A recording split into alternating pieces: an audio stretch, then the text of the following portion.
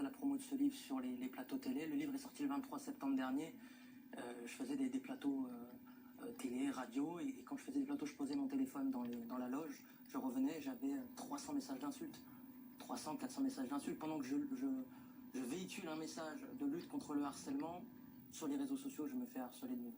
Après, il y a aussi une dimension de jalousie, évidemment. C'est évident que celui qu'on harcèle, qu'on considère comme médiocre, minable pour se glorifier soi-même, si effectivement on voit qu'il réussit médiatiquement, évidemment ça suscite de la jalousie et terreau de la haine. Et oui, et puis en même temps, dans son cas, lui, c'était celui qu'on voulait frapper, celui qui était, je mets des guillemets, le raté à l'époque. Et c'est lui qui réussit par rapport à eux qui peut-être vous harcelaient et qui n'ont pas vraiment réussi dans la vie. En fait, vous êtes celui qui réussit. Et donc la haine, je pense qu'elle est décuplée à ce moment-là. On se dit, mais comment ça fait que c'est lui qui réussit et pas moi? Oui, oui.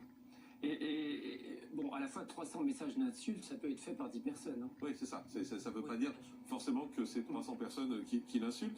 Nathalie, vous vous êtes rencontrés il y a 1 an, je crois. Environ, oui.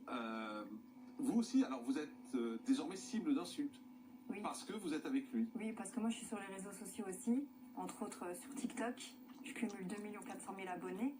Et donc moi j'ai été mariée pendant 25 ans.